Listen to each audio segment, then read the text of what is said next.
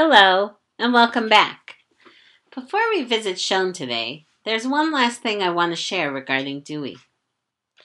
Dewey identified specific traits that lead to reflection.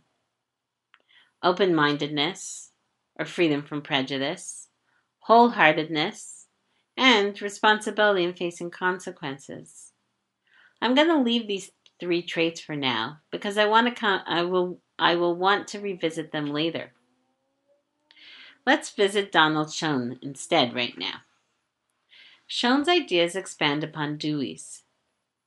He wanted to know how professionals use reflection to build personal knowledge. He was concerned with practice, or the reflective practitioner. Schoen began with the idea that we have tacit knowledge. That's knowledge we just know. He called this knowing in action.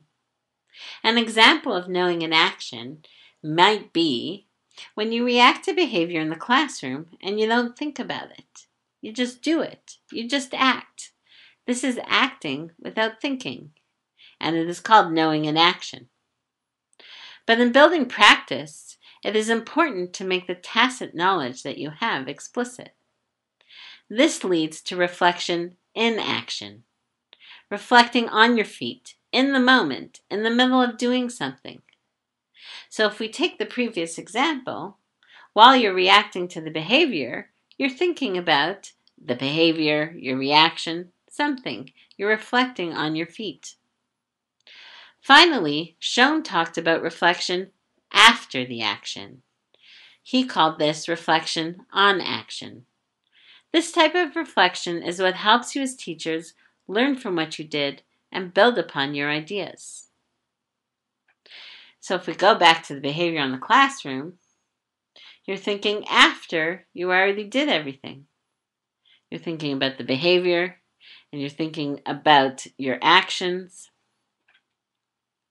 All of these 3, the tacit knowing, the reflection in action, and the reflection on action, is what enables teachers to respond appropriately in new but similar situations.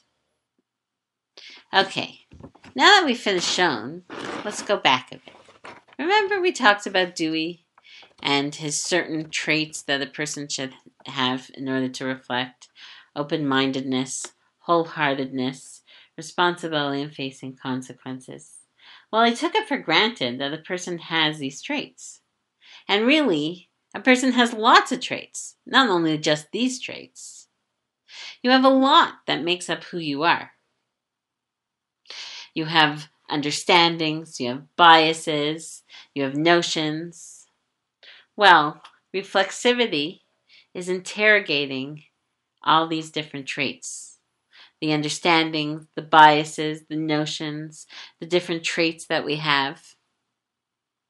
It is also the reflection on the reflection. So in the process of research, it's how our traits and understandings, biases and notions change through the practice of reflection and research.